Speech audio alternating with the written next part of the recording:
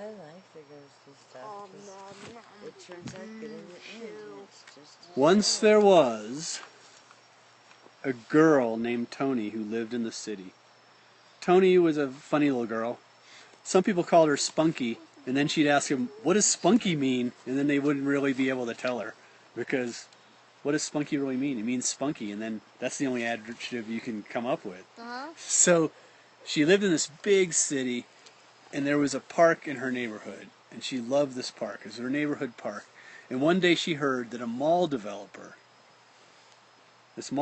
who paved over tons of land just to make ugly malls that then 2 years later turned into Walmarts, and then 3 years later after that turns into Costco, and then it went downhill from that until pretty soon after that it was a Dollar Tree.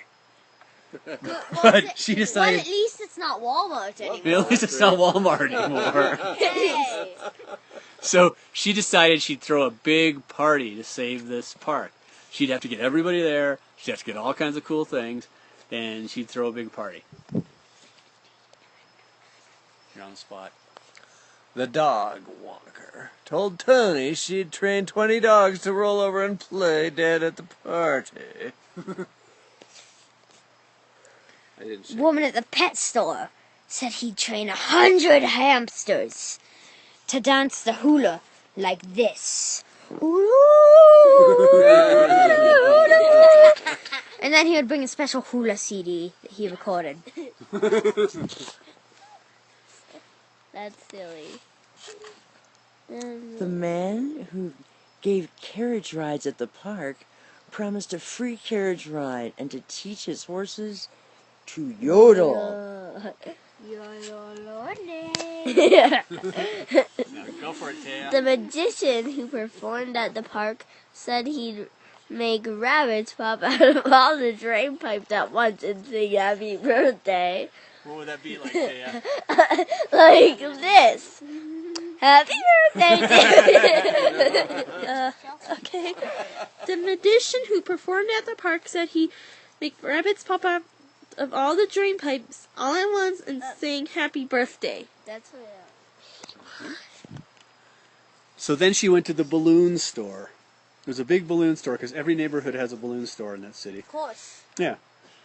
And the balloon store donated 30 red balloons, 50 blue balloons, 33 poosh balloons, 90 green balloons, and 139 lavender balloons, which have been ordered for a special event but had never been picked up because who does anything with lavender balloons?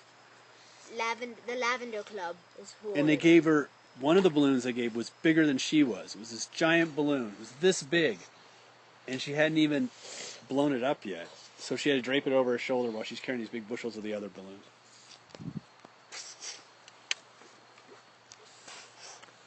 The lady who ran the hat shop said she'd make a giant hat shaped like the playground. Slide with gumballs rolling down the side. The whole thing seems absurd. The man at the grocery store promised to bring 100 watermelons and a mile of bananas, which, who knows how many bananas that is. There must be a lot, Well, let's figure it out. Do the math. You do it. Oh, I can just turn on the calculator right here. Oh, no. No. The man at the grocery store promised to bring 100 watermelons. Shake it. The radio station said they'd build a stage with a giant banner made out of cotton candy.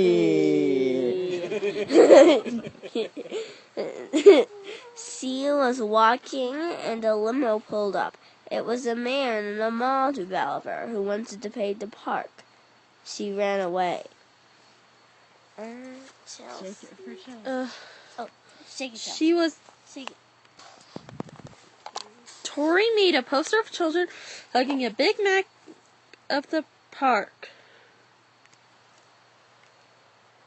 It sounds like a really cool poster. So, there's this guy at the circus school because this neighborhood not only has a grocery store, A a balloon balloon shop. store, a pet store, a magician, A park. a park, and a dog walking service. It also has a circus school. And he says he'd bring his big trapeze rig. It was a huge bunch of cables and trapeze that went across, and sometimes he'd do it across the street, and the police would yell at him, and they'd say, "Stop there!" He'd swing there across the street. They'd run over there and say, "Hey, get down from there!" And it would go on for hours. And he says he'd bring his big trapeze rig to the park for the party, and he'd give everybody lessons. Everybody knew how. She wrote a report on the history of the park and got a B because she made up the part about the light bulb being invented there. That was Menlo Park. What if it is Menlo Park, though?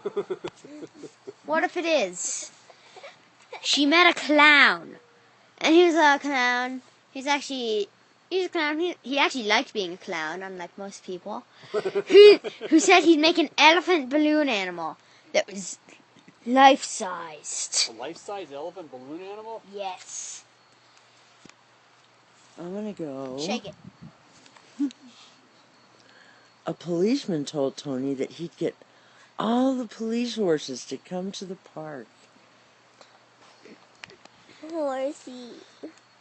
She got her class to pick up the litter in the park.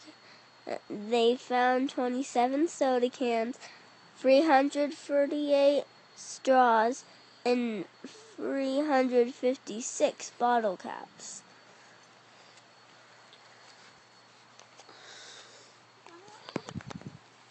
She drew a picture of what the neighborhood would look like with a mall and made the mall look like an evil wizard's fortress.